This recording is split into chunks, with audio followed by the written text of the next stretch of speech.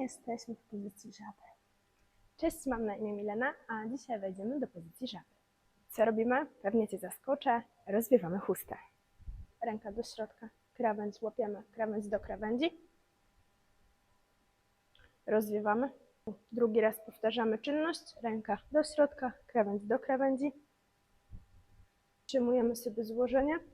Siadamy od tej strony pełnej, czyli gdzie nie mamy tych rozłączonych materiałów, które są tutaj.